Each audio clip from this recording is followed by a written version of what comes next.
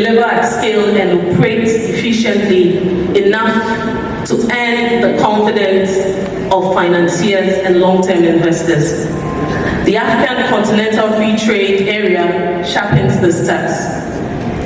It will reward preparation and expose hesitation. Firms must meet standards, move goods efficiently, and operate across borders in a much faster pace. Those protected by inefficiencies will not. And it is through this that our industry councils exist to ensure that African businesses and enterprises are ready in practice and not just by rhetoric. The world beyond this room will not slow its pace, and we are here because Africa's industrial future must now be shaped deliberately. The window is narrow and the responsibility is ours.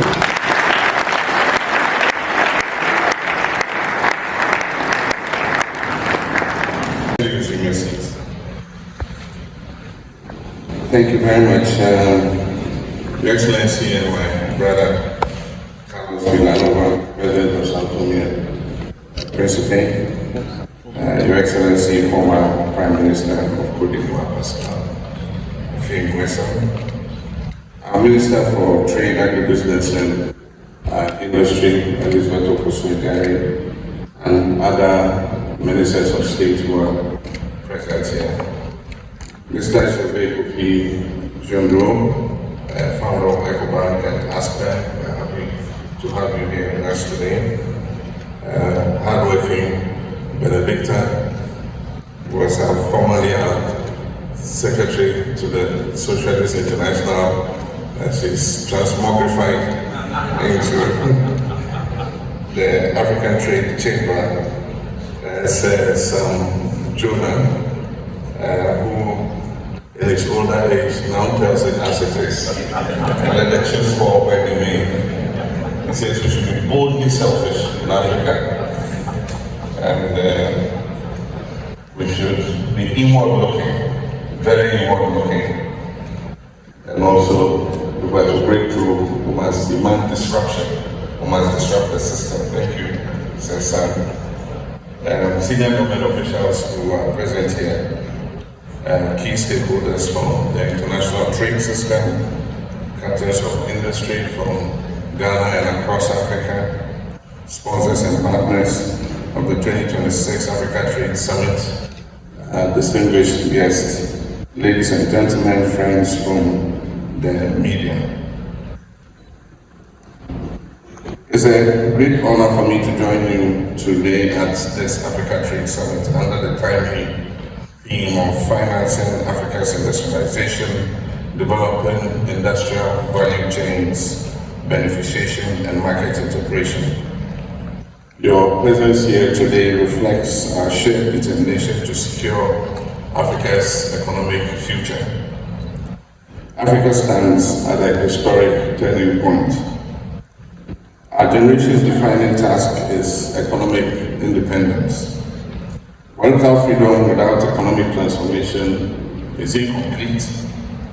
We can no longer accept an economic model that consigns Africa to exporting raw materials and importing finished goods.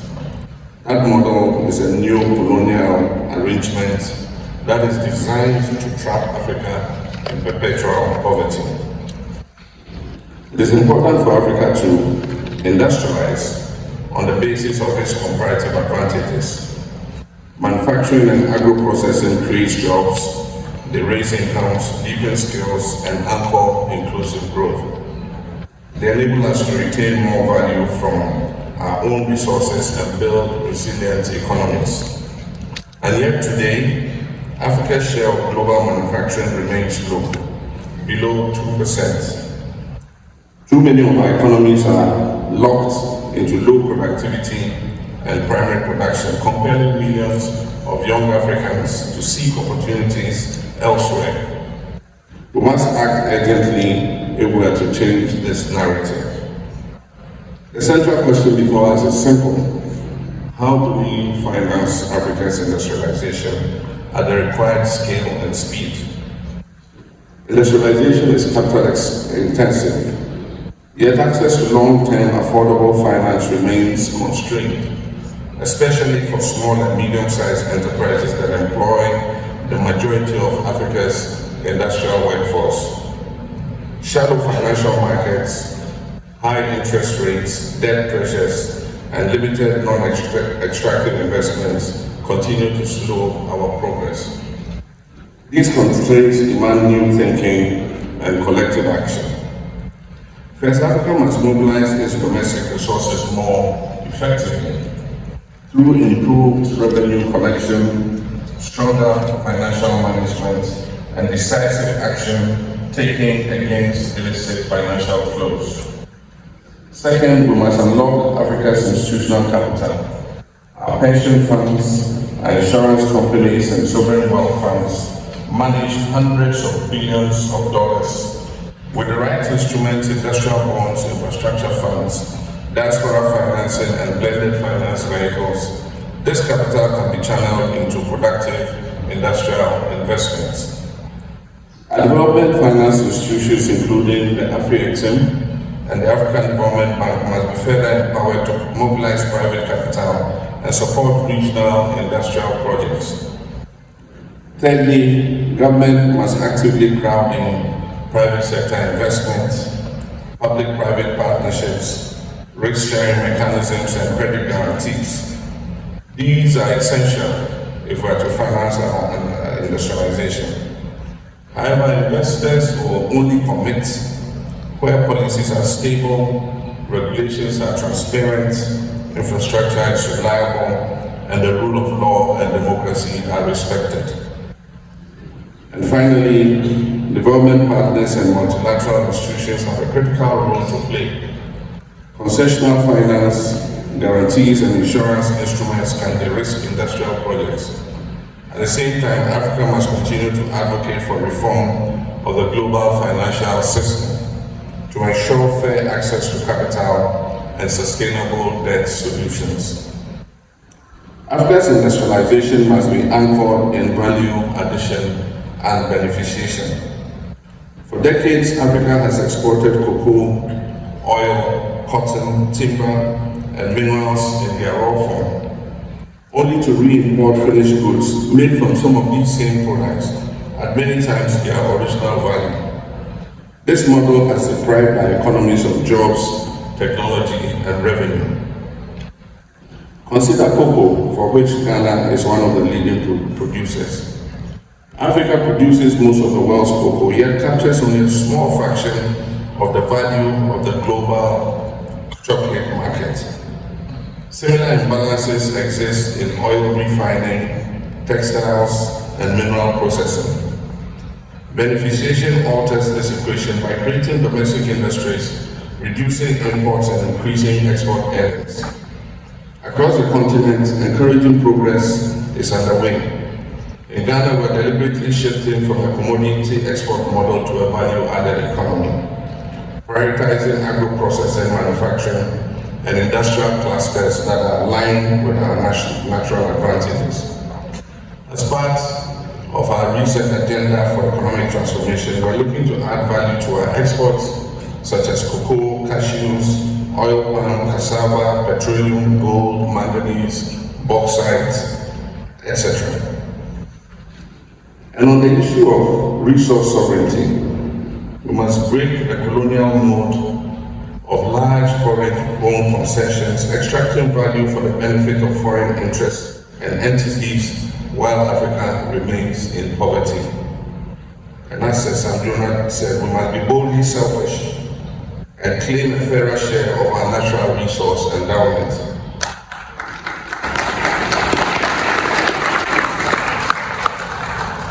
In Ghana, I'll give you a simple example. We're exercising greater sovereignty over our natural resources.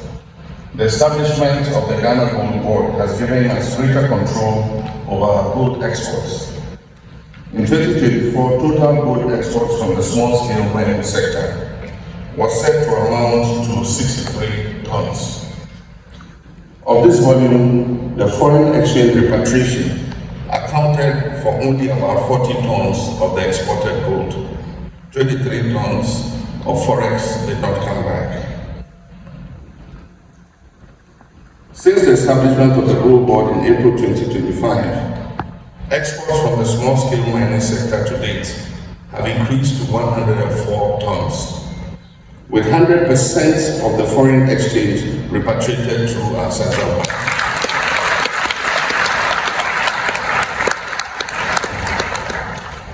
Ghana is also increasing the participation of indigenous Ghanaian companies in mining and other natural resource extraction activities. Local content laws have been passed that make it mandatory for non-Ghanaian investors to partner with local companies in all mining and extractive investment activity. Industrialization cannot succeed within fragmented national markets. Africa's future lies in regional value chains.